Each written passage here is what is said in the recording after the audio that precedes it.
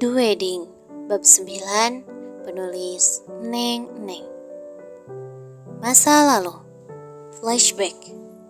Pukul 6 pagi, dan di tempat ini belum terdengar bisingnya berbagai alat berat dengan besi yang saling beradu. Riuhnya aktivitas para pekerja proyek juga belum terdengar saling bersahutan. Jam 6 belum waktunya jam kerja mereka. Namun kini langkah kaki Fauzan harus terseret-seret mengikuti langkah seorang gadis cantik yang kini tengah berjalan tanpa rasa takut atau risih sekalipun.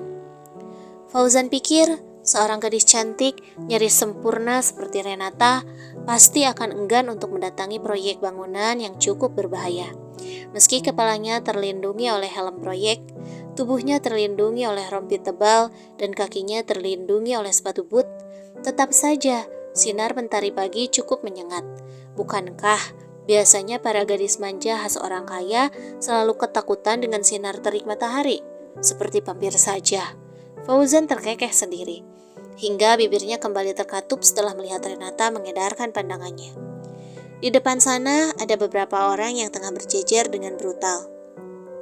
Mereka berteriak, bahkan di waktu sepagi ini, hanya untuk mencari keadilan. Mereka sungguh tidak sabaran. Sudah dijelaskan jika masalah ini akan segera ditangani, tapi mereka tanpa lelah terus memaksa untuk bermalam di depan gedung proyek, menunggu pemilik proyek datang. Jika masalahnya tidak kunjung dibereskan, maka mereka mengancam untuk membuat kekacauan yang lebih parah lagi. Nah, itu dia pemilik proyeknya.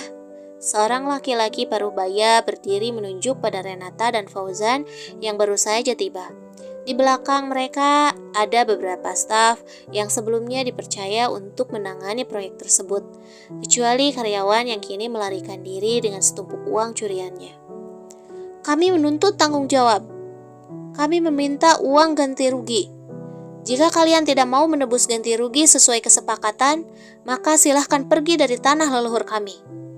Ternyata pemimpinnya adalah seorang perempuan. Pantas saja kacau begini. Sudah, usir saja mereka. Hancurkan. Tiba-tiba segerombolan orang berbadan kekar datang berduyun-duyun. Entah mereka sudah menyiapkan segalanya, tapi kini beberapa telur mentah sudah mendarat di bahu Renata. Rupanya warga mengamuk karena merasa telah dicurangi. Sabar, tenang. Mari kita bicara baik-baik. Renata berteriak, bahkan urat suaranya nyaris putus. Namun warga masih dengan brutal melempari segala macam benda pada Renata, hingga Renata memejamkan matanya kala ada sosok yang melindungi tubuhnya. Aroma anyir dari telur masih bisa diciumnya. Telur mentah itu menempel di rambut juga pipi mulusnya. Fauzan, batin Renata berbisik kala melihat Fauzan menutupi wajah Renata dengan jas yang tadi digunakannya dan menjadikan punggungnya menjadi sasaran lemparan warga. Kami sudah meminta mereka dengan cara baik-baik, Bu. Namun mereka masih saja bersikap begini. Mereka bilang mereka takut dibohongi kembali. Seorang pria datang dengan melindungi wajahnya dengan jasnya, berteriak pada Renata di antara riuhnya suara warga. Dengan kesal, Renata menyingkirkan tubuh Fauzan yang sedari tadi melindunginya, lalu berjalan dengan tegak, menantang lemparan warga hingga kini beberapa benda kembali melayang pada tubuhnya. Berhenti! 3 kali suara teriakan Renata membuat aksi brutal warga terhenti. Saya akan bertanggung jawab. Tolong berhenti bersikap anarkis.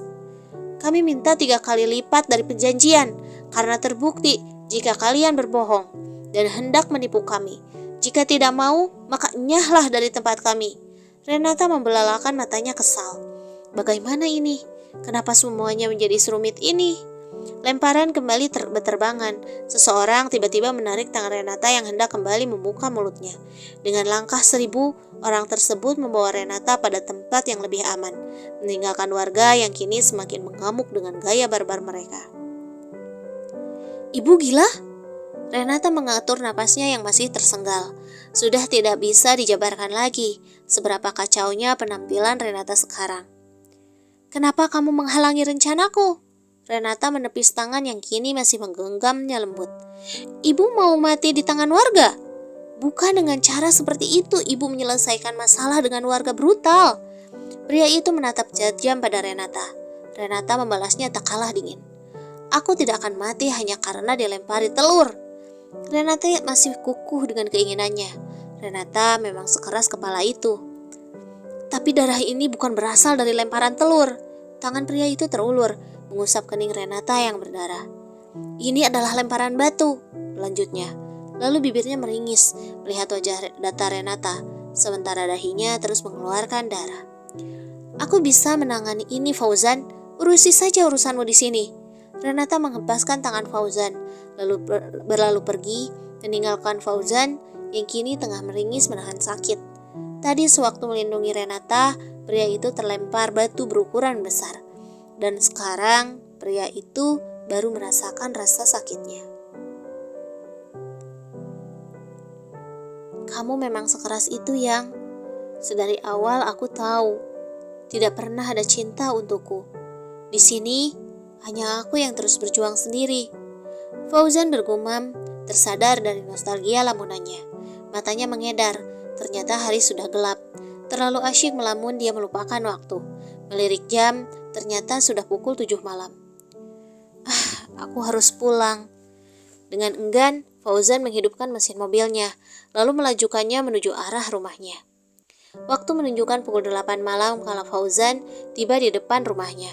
Dengan langkah lesu, Fauzan membuka pintu rumah lalu berjalan menuju tangga. Papa baru pulang. Fauzan menoleh. Di sana ada Yasmin yang tersenyum dengan ceria menyambutnya. Juga ada Renata yang kini tengah menatapnya datar. Seperti biasa. Ya sayang, Fauzan berjongkok lalu mencium pipi putrinya. Oh, ada yang aneh. Kini tidak ada larangan saat Fauzan menyentuh putrinya, padahal dia belum membersihkan dirinya.